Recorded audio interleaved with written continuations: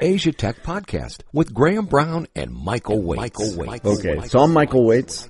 This is the Asia Tech Podcast Stories, and I'm talking to Rob Zepeda. Rob, you're the CEO, the founder, the master of gamification in Asia.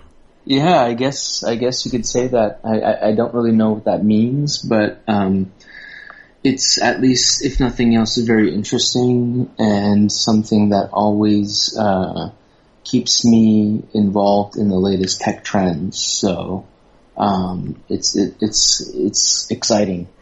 Yeah, I mean, to a certain extent, right? So I do media, or I do a bunch of other things, right? And people say, like, every company's a tech company and every company's a media company. But the reality is that every company's a gamification company at some level. No? Yeah.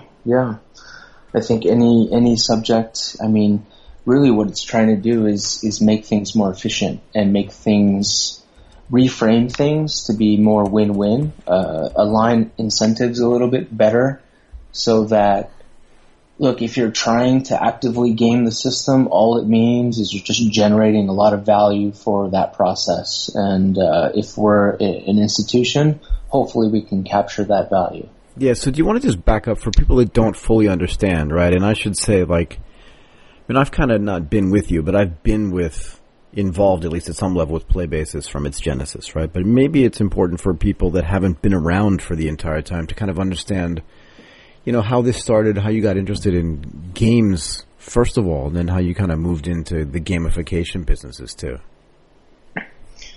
Yeah, sure. So I think I was a junior or senior in high school when September 11th happened. And I think that for a lot of people in my generation kind of started a new chapter in just life. And at that point, I thought it was very important to be more globally minded and to not just think inwardly, but to also think outwardly as well. Like just be more globally minded. So, but where did you go to high school though? California. So you're in California. So California would have been kind of, at least when you were in high school, I mean, it's only like 15 years ago, right? So it's kind of globally situated anyway, but even to get more global was important, I think, yeah? No, that's right. I mean, it was a very diverse place. Growing up in Southern California, it was very diverse. There was a lot of my close friends were actually Filipino. Right. So, there was Vietnamese, myself, I'm coming from a Hispanic American background. So, we were already integrated quite well, and being on the Pacific Coast, when you look towards the sunset, you think about what's on the other side, and, right. and that's Asia. Yeah. But what does that mean, though, right? So you grew up with this really diverse background. You're a gamer, I guess, at some level, right? And then how do you figure out that gamification of businesses, it's not something that a lot of high school kids are thinking about. How do you figure out that that's going to happen, that that's important? And then what brings you to Thailand, where you and I met each other? Yeah, I think I was lucky in California, having been a place where computers were kind of really integrating themselves into the education system very early. I was able to benefit from that. So as a youngster, I was able to start programming and taking college-level courses. The instructors in the high school weren't able to offer the courses, so they would actually the students in high school would actually go to the local college, community college, to take the courses in web development and web applications. So that was in 2002. So that's when I graduated. So that was just after the .com bubble, but that really, I think, shaped a lot of us, because as we're graduating, we're also becoming the first iPhone generation, and that kind of shaped a lot of our thinking. So following out of high school, I was able to work for major game publishers, international publishers, working for games that were published by Japanese publishers, going to trade shows. Some of the game studios I was involved with in Southern California were actually startups themselves, VC backed. We had been through M&A, where we were under ownership of one publisher, and then we were transferred over to Activision eventually. Right. So I was I was sort of exposed to a lot of these things very early on, so it was something that kind of was embedded in my skill set from an early age. You were lucky in a way, right? I mean, I guess being in California, getting to see not just startups and games, but getting to see some M&A activity, I mean, probably not an IPO activity, but just getting to see sort of beginning to end the whole life cycle of a startup was actually really cool, no? Yeah, it really was. It really. We're talking about. I worked with people who went on and became very successful independent developers when the App Store first launched. So just understanding how important it is when a new paradigm launches, when a new App Store emerges, how important it is to be at the top when it launches, and how long you can stay at the top, because just by being in the top 10. You're reaping rewards. So anything you do thereon is just cream on the top. Yeah, I mean, like one of the first applications that I remember being launched on the iStore, I mean the Apple Store was Instapaper. That's why I had the I in my mind, right? And this was a Marco Arment business, and Marco actually went on to become quite famous, and not necessarily for that, but he was just there at the beginning of this thing. And I think you're right. If you kind of catch the beginning wave of something and you get it right, the dividends are huge. Yeah, and I think that's what we're seeing in why this is relevant now. It's because, as Zynga and as the social gaming mechanics really sort of caught on, they were being applied differently in Asia. And having the chance to get exposed to Western game development as well as game development here in Thailand and in some of the Eastern publishers, that was very enlightening. The consumer behavior of games in Thailand was way different than it was in the U.S. You weren't having people paying $60 for a product upfront at a retail location. You were having people who were members in the internet cafe and had some sort of subscription or credit system. And so that's where the spark of fintech and gaming kind of really started with myself, is that freemium economy, that subscription economy, the in-app purchase economy. Right, I was just going to mention the in-app purchases as well. I mean, that was something that really seems like it was developed out here. Nobody wanted to pay for stuff up front, but they were happy to pay for it bit by bit as they went along, whether it was a power-up or a new coin or just a new thing that they had, right? And that made it a very different dynamic than we saw in the United States, I think. Yeah, and you started to see the emergence of really powerhouse companies in Japan like Gree and DNA and some of the Japanese mobile game publishers, to the point where it was so effective using these gachapon-style mechanics, these sort of the games of chance, slot machine-style outcomes. It was so sticky, it was so addicting that the government of Japan actually had to step in and regulate it. So the game developers had to, tone it down a bit. I remember that actually. It was pretty interesting, and in a way, you got to give the government credit for just being able to react so quickly to something that, in a normal world, they wouldn't really even be paying attention to that, but they were. And that, from a developer standpoint, sure, you didn't like the fact that you couldn't make money, but from a user standpoint, it was just like that's the right thing to do. Well, it is, and I've had conversations with CEOs of major financial institutions, and they've asked me straight to my face, like, is this going to be a problem? Are we going to have to worry about this so-called brain hacking or this sort of addiction hacking that the social networks and gaming companies are doing?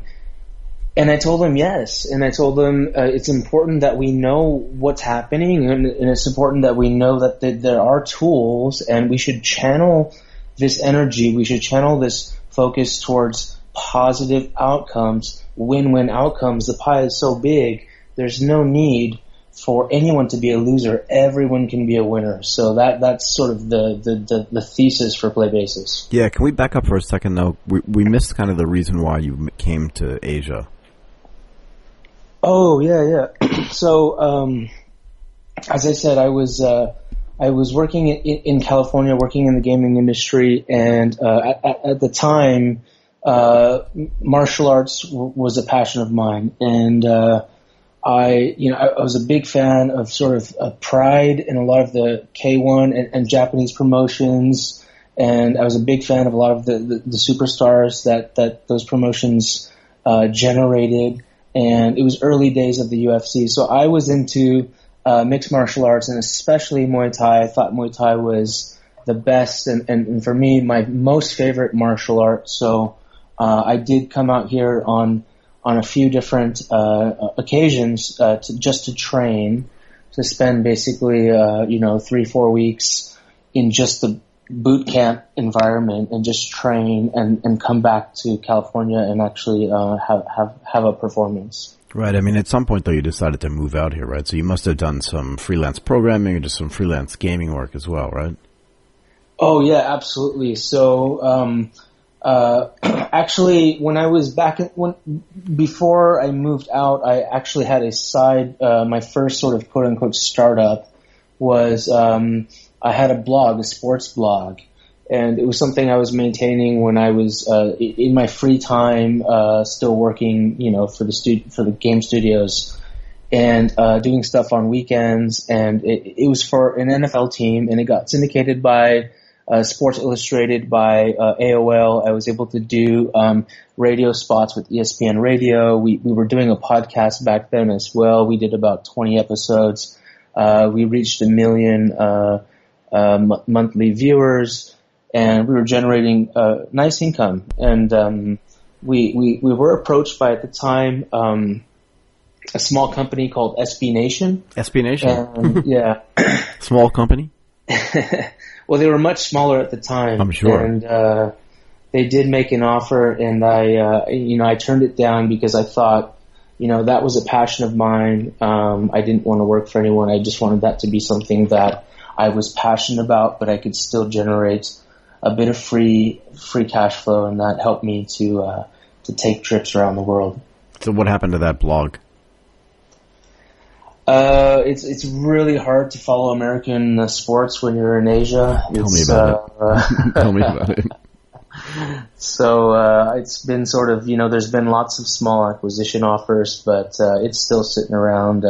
But no, it's completely dormant. And I'm sure all of us, we have a handful of domains in our back pocket that we've always thought, maybe one day this is my lucky ticket. I can cash this amazing domain that I've got stored up. But the reality is, just let it go. Yeah, I've got hundreds of those. I don't think they're going to turn into anything though. Yeah. So better put the work in. But I like this concept you were talking about, like when you play a game, everybody can win, right? It sounds a little bit hippy-dippy, but I don't think you mean it that way. I think you really mean like it can create a win-win situation for people in the sense that, companies can use gamification. I think that's what you're talking about, right? Yeah. To be able to create experiences for consumers where both of them, where like the companies get better engagement, but the consumers also get some benefit for participating in whatever that gamification process is. But I think it's more complicated than that sort of surface level explanation. Do you want to talk a little bit about how like Playbasis itself came to be and just how hard it was and how hard it is actually just to maintain it, to fund it, to build it, to hire people, like that whole process of building your own startup from scratch? Yeah, so we got started in 2012, initially as something that we thought was going to be a web plugin component. There were companies in 2012 like Discuss, Facebook Comments had just launched, Zynga within the iframe of Facebook was doing good things, but they were also launching the Facebook like button. So we thought we were going to get distribution across e-commerce companies and companies that had a lot of traffic. But there were some things that the market just wasn't ready yet. I think it really wasn't until mobile, and especially when Pokemon came along, that really sparked everyone's interest in what gamification could be. But what was the impact of Pokemon? Like, why did that matter? Well, I think there's a lot of things we could learn from it, and I think the thing that some of the detractors would say is, it doesn't have that consistent engagement. It's this huge spike, and so on and so forth. But just from an economic standpoint, from an ROI standpoint, Pokemon was so successful that even in their best case scenario, they were off by 50x. And they were the fastest company to generate $1 billion in revenue. I think in 12 months they did $1.2 billion, and they didn't even spend not even 10% of that on the product itself. That was all organic. And they were the fastest company to 500 million downloads, and that was just in 2 months. And so I think what people learned about that was gaming is probably the most mass form of media. If you talk about going into any country around the world, very hard to find one that has a ban on gaming as a form of media. There's different rules around movies and radio and TV and other types of media, print media, but in terms of gaming, it's pretty much very mass. It's 50-50 men, women. It's the average age of a gamer in the US is like 35 years old. So it's mass. And companies have never really had tools to use this marketing or to use this media in their marketing. But now it's starting to become something that a lot of companies are interested in doing. So when Pokemon came out, there were a lot of companies looking to spend money on Pokemon. There were CEOs out here, there were insurance companies, banking CEOs saying, let's put some Pokemon in our business. How can we tap into that? And Pokemon wasn't designed for it. It didn't have the media channels, the advertising channels that Google, YouTube, and Facebook did. It was just something that was virtual goods based, virtual economies, microtransactions based. It was 1.2 billion in this virtual goods, these virtual coins, Pokecoins. What year did that launch, and what platform was that again? Just to remind me. That was June of 2016, and it was 1 year ago, basically. So you're talking about this new game, yeah? I mean, the one where people like run around and search for people and try to find the monsters behind trees and that kind of thing. So you're not talking about something earlier, okay? But that's a while after you launched, though, right? It was. That's right. But that, I think, created a spark, and that was also around the time when we made a pivot into fintech. We stopped going after some of these other segments of the market, and we really doubled down on financial institutions as customers. So tell me how that's different than what you were doing before, what you were focusing on before. In other words, before it was kind of like you would gamify anybody's business, and now it's just, okay, the money's in fintech, we're just going to double on fintech, yeah?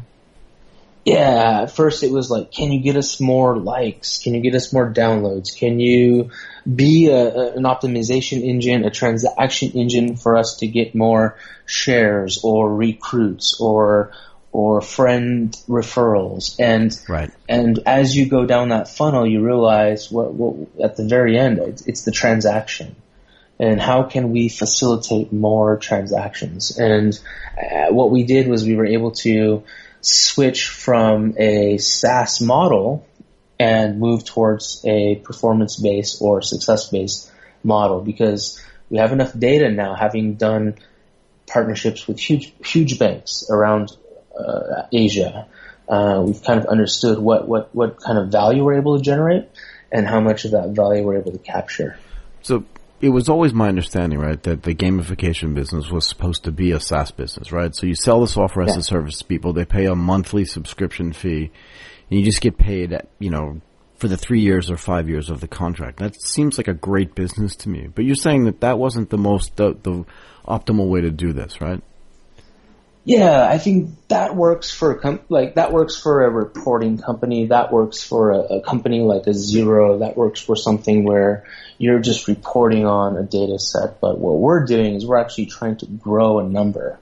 We're trying to take a KPI from where it is today and think about how we can increase that over a period of time and what mechanics or what techniques we can use to do that.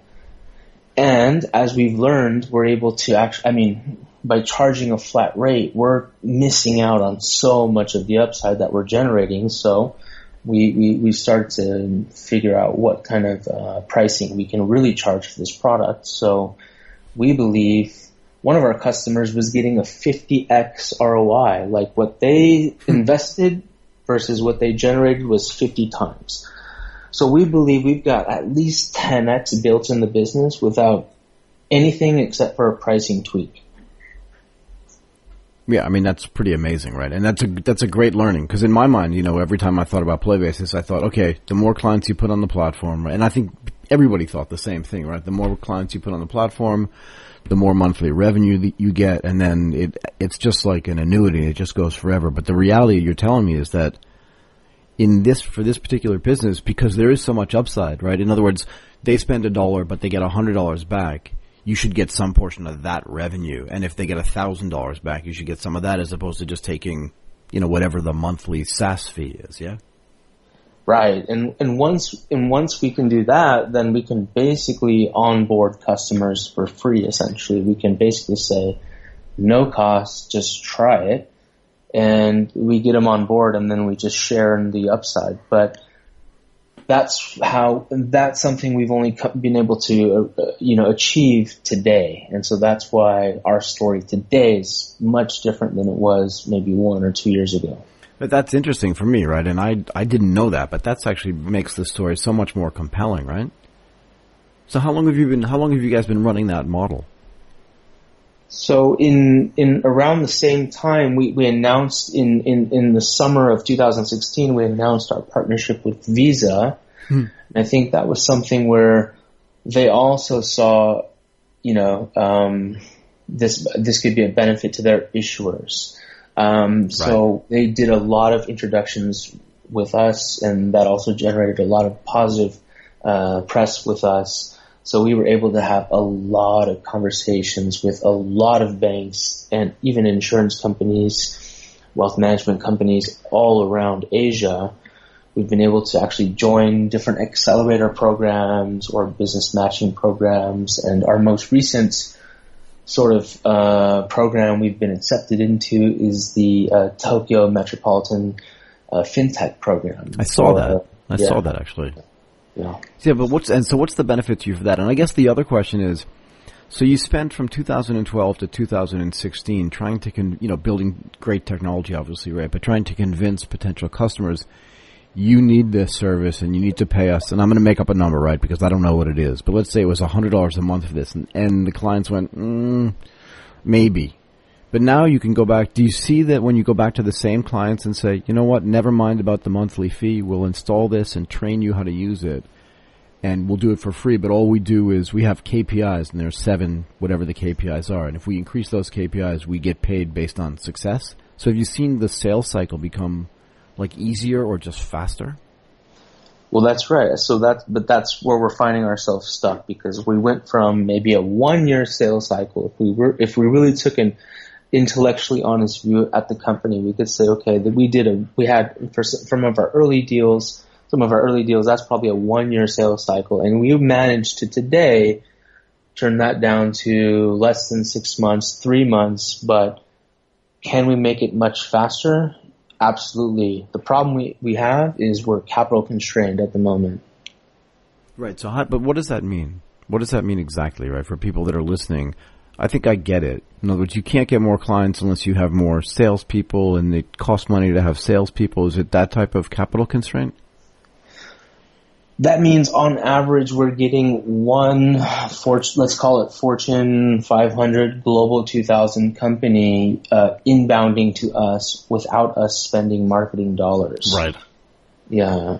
And we're only able to take about 0.5 to 1 of those per month just because of capital constraints. Right. So just your ability to onboard them. In other words, so if you had more capital, if you weren't capital constrained, or you had some capital you could allocate to either A, marketing, or B, onboarding, from a customer demand perspective, how many clients do you think you could onboard in a regular month just based on the existing demand you have? It would be one a week, and we're talking major European banks, major Asian banks, major banks, right, like global banks. And what we're doing is our main product was something that activates payments, and a lot of banks are trying to generate more volume on their mobile banking or e-wallet solutions. But what we're finding is that a lot of the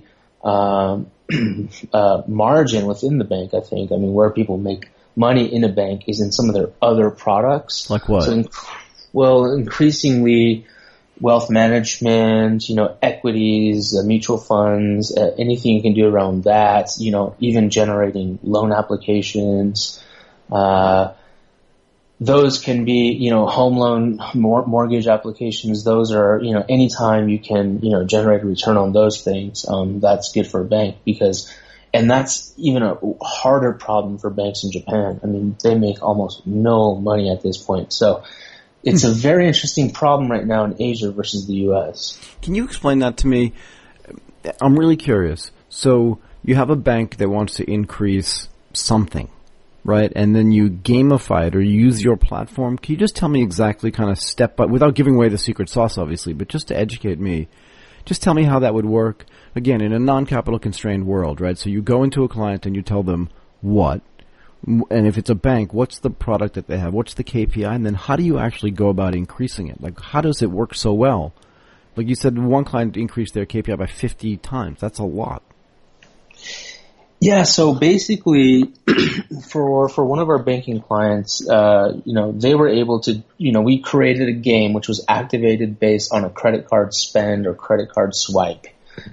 And when you do that kind of a game in a rich country like Hong Kong, Singapore, Tokyo, Paris, you can generate a lot of spend during that time. But why? And again, I'm asking, right? Like, so I have a credit card and you say it's generated on a swipe. But I'm not, if I'm online, and I presume if I'm online or mobile, right, I'm not swiping anything. Unless I'm missing the sort of way this works, the logistics of how it works, right? What does it mean exactly? Well, for most of our clients, they've made a significant investment in their mobile application. So right. They're trying to generate usage of that or generate new users of that. So you're starting from already a base of tens of thousands. Okay. So, when we can work from a bigger number, and even if we can increase that by a small amount, but, normally it's a huge amount, we can generate huge upside. So that's a 50x increase. That's a 50x ROI for them. And that was only constrained by how much rewards they were willing to give back. So what we learned was the key to gamification in Asia is there's got to be some online to offline value-based reward for it to get really sticky. And that number flowing through our system every month is a huge number, and we're really not taking any percentage of that yet. Right. So what is that reward? In other words, so let's say, I don't know, it's a Citibank credit card, right? And it says if I use this card, I get what? Well, typically these companies are willing to give anywhere from 1% to 15% in cash back. So there's no technology right now to manage that money, that budget. There's no, if you think about like referral bonuses or, getting matches on your investments, or even getting like a bonus for opening an account, getting $1,000 bonus. There's no system managing. That's still very paper based. Really? So if you can somehow optimize that for people, use AI and do that at scale and have a look at how that happens across Asia and how different banks are doing it and what the right pricing should be, then you can almost create kind of a pricing engine for this subsidy. Very interesting. And you gamify that whole process? Yeah, we try to convert. So when a bank comes to us and says, when we have to figure out what the payback period is, we need to know what KPI we need to reach. So if it's a home loan application, for example, if our solution can generate 10 home loans for them, right, that paid for itself.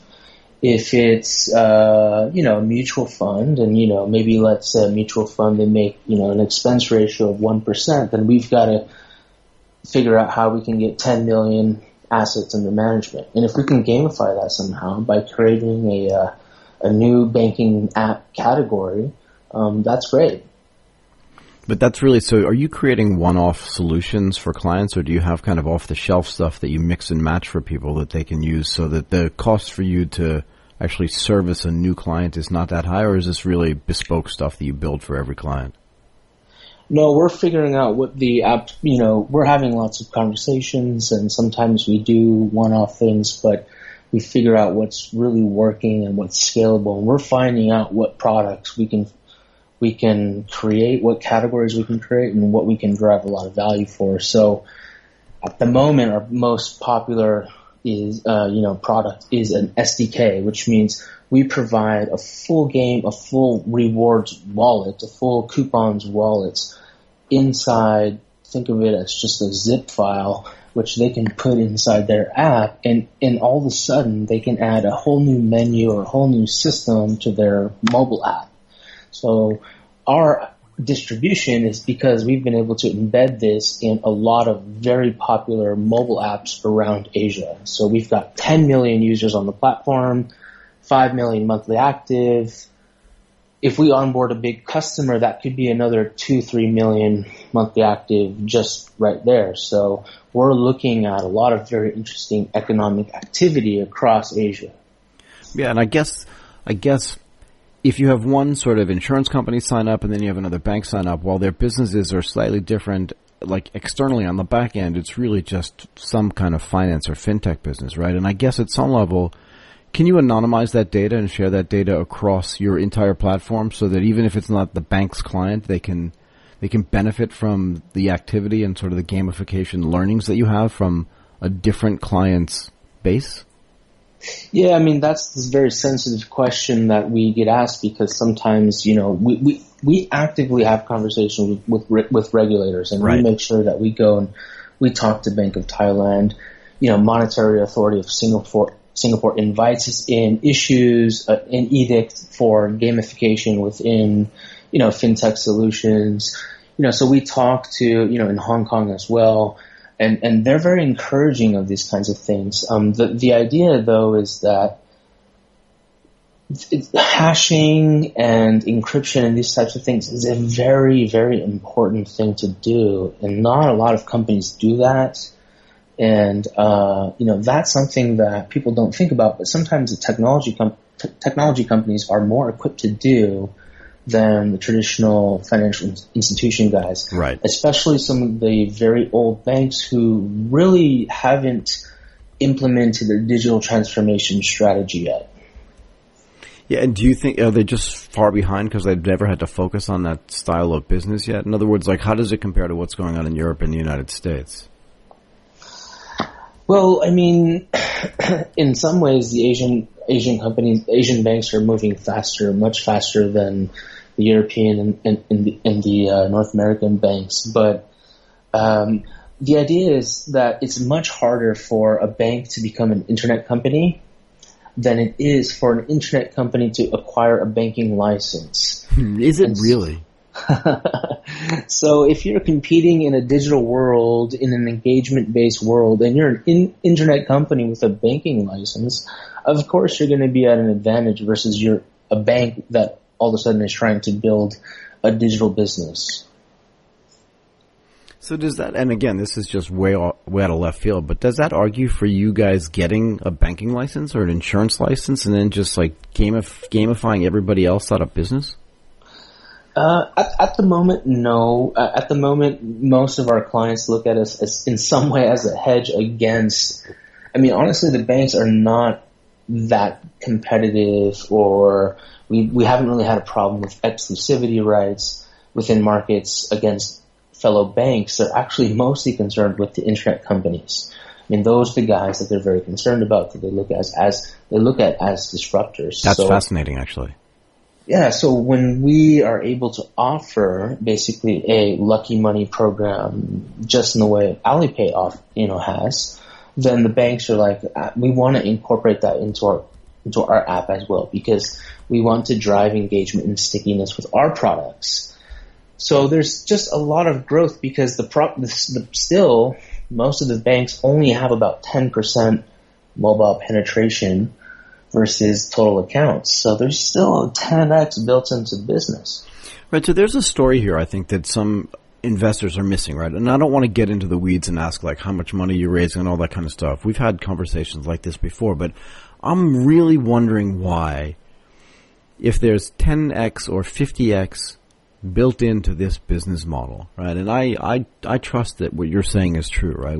I've been in and out of looking at gamification business for the last 4 or 5 years, right? I think I get how this works. Why do you think it's so hard to fund, if you can comment on that? You know, again, without mentioning anybody's name or how much money it is, I'm just wondering, like, why are people missing this? Is it just too early? Like, I don't understand.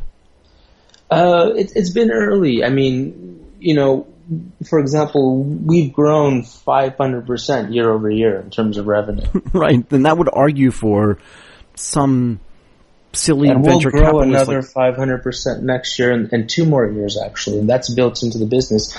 The thing is that the product today, which we might charge, let's say, for example, $20,000 a month. Right.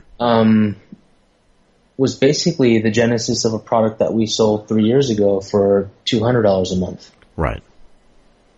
So we've just built a lot of value into the system, into the assets.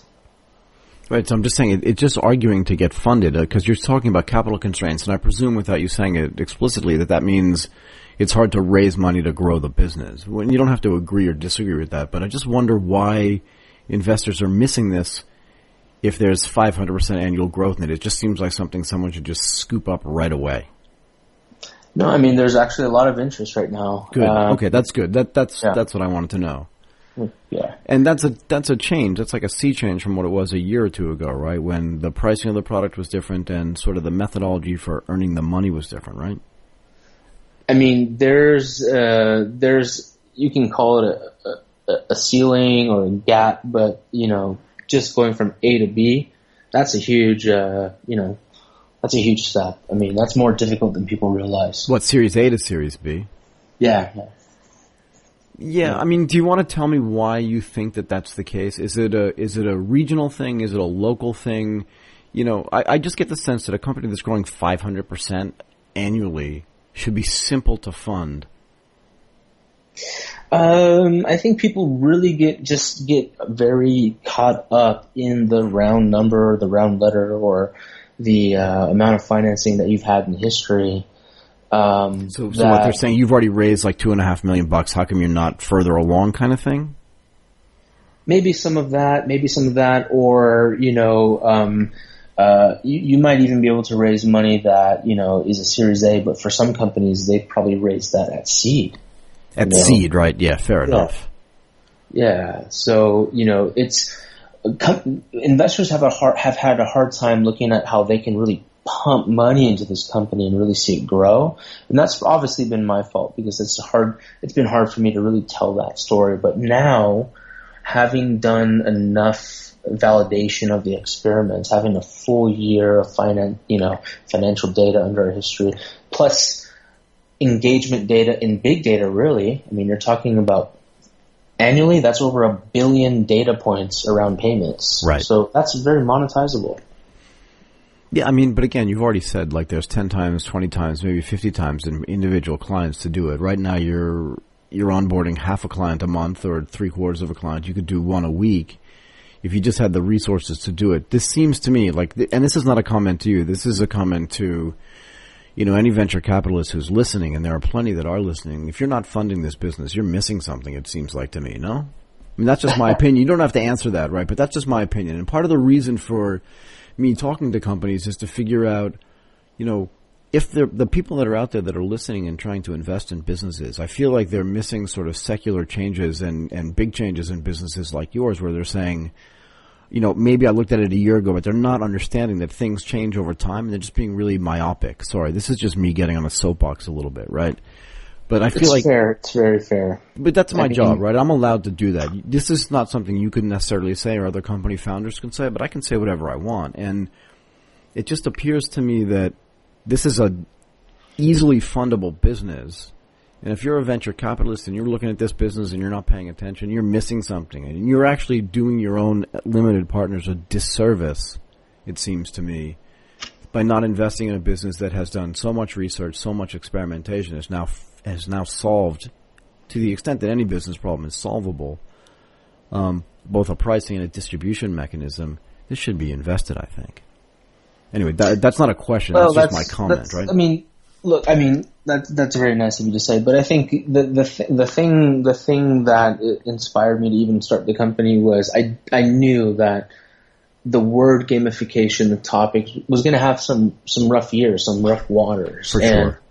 We're, as an industry, if we really want this to be, to live up to the vision, then we're going to have to work hard to make sure that we really bring interesting solutions to the market. So when you look at the AR trend, the VR trend, all of these companies, they're using gaming tools to create these types of media. So, we feel that we're in the right category, and, raising funding would obviously be something that we're always going to explore. But, what we've learned is that you really can't rely on the next round coming every time. If you don't have the economics built into your business, if you don't have a basic business model in place, you just can't survive. So the good thing for us is that we've actually got that, and we're able to sustain ourselves cash flow from operations already. Right, which is awesome. And you've actually touched on a really important topic for someone like I am, right? As an investor and somebody who's wanted to build their own venture capital fund. I think what you're basically saying is that you want to build a business, go out and build it. In a way, like self-fund it. Because you can't count on people to understand the returns that are associated with the risks they're taking. And frankly, if you can fund it yourself, you're better off anyway. I wonder what happened. Back in the day, I'm trying to remember the names of these companies, right? But there were other companies globally that were doing this, right? Like Badgeville. Did I get that name right? Yeah. So I think the main difference that, the lesson, two things. One is I feel like the gamification that speaks to Gen Y maybe is a little bit different than the gamification that speaks to Gen X. And that's not a slight to anyone. No. Because I love games. But right. The fact is we grew up on Sony PlayStation. So that was 3D right there. So the expectations for gaming is just kind of a generation or two beyond Pac-Man and Pong. Right. And some of the game mechanics were very basic. It was really around just points, badges, a high score table, and they were going to be widgets they were essentially selling. Their distribution channels were Microsoft, SharePoint, IBM, whatever intranet program they have, to HR departments or sales teams or whatever. So, that's the route they took, and it didn't really work out. The difference with us is we saw the change to mobile much earlier, especially in Thailand being such a mobile-first country. Right. That we started building a lot of our competency, a lot of our SDKs natively in mobile. A lot of our APIs are built specifically to tap into some of the mobile data. You're talking about step tracking data, health data, GPS data. All these data points you can use when you're talking about underwriting or scoring behavior. So we really feel like we're sitting on an engine that, we can really grow. Yeah, I've been rooting for this business. I'm going to keep doing it. I think there's something here, and this may be one of those things that's an overnight success, like 6 years in the making. Do you know what I mean? Maybe. But you know what I mean, though, right? And yeah. I guess my last question is, do you think, and I don't know the answer to this question, right, but do you think that maybe there's a marketing problem just for the name of the service that you're providing? Do you know what I mean? Like, do you think you walk into an office of, a big bank and you say, we're going to gamify this? Like, we don't do games. Do you think there's some of that or no? It's changing a little bit.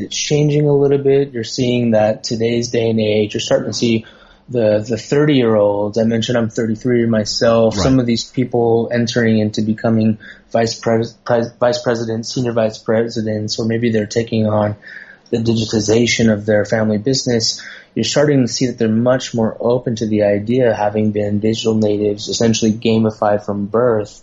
And in a place like Thailand, gaming is not a bad word. It's something, right. Even gimmick is not a bad word in Thailand, if you're really honest. They're happy to think about interesting gimmicks. They can do anything to kind of create a buzz. And so there's a lot of people who are very auspicious, and you can incorporate that into the gamification as well. So that's been very fun, incorporating elements of feng shui, for example. In Japan, there's blood types which we might be able to tap into to create interesting games. So anything can be gamified. I mean, it's really, you're talking about a universe of potential. Right. So how do I get my podcast gamified so that I can get more people to listen to it and get more downloads? Well, I mean, I think Amazon was brilliant in their acquisition of Twitch, and this whole idea of live streaming or having, people, having this chat bar, people who are sort of interacting with the podcast, whether it's having a voting system in real time or having a game where you're doing a pop quiz with your audience. If you think about a lot of very successful radio shows out there, having a little mini game inside or a game show was always, very big, for example, Howard Stern and things like that. So you can have little mini games inside radio shows, no problem. But let's say I did that, right? So one of the podcasts that we do, and this is a real question, right? One of the podcasts that we do live every week. So every Tuesday night at 7 o'clock, we jump on to Twitter and we broadcast live. So are you suggesting that as part of that, for a 5-minute period of time, we run a sort of inside the podcast relevant topic game that's associated with what we're talking about and see if we can get people to participate in that? And if we do, does that mean we have to give away a prize for someone as well?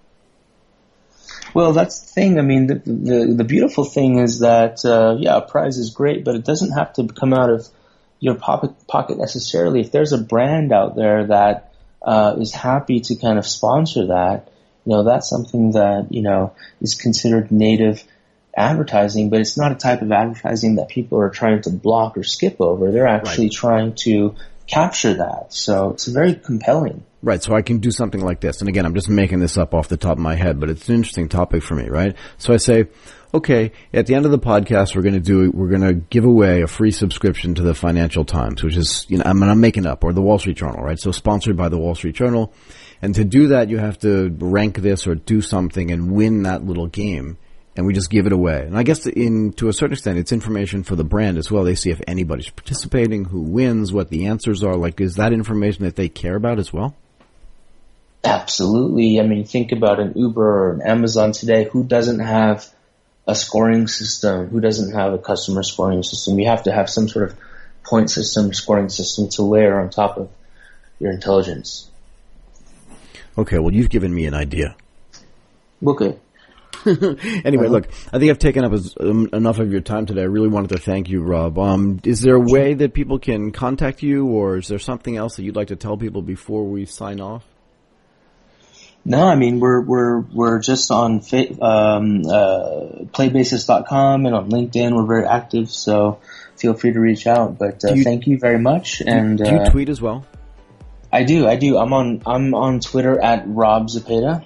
So you can follow me there as well. Playbasis has a Twitter account as well. So mostly it's B2B type stuff. But, I figure if I talk enough about this topic, people will eventually remember me when they're searching for it. Good stuff. So you can find us at Asia Tech Pod or at Michael Waits on Twitter. Obviously, we've got a Facebook page for Asia Tech Podcast on Facebook.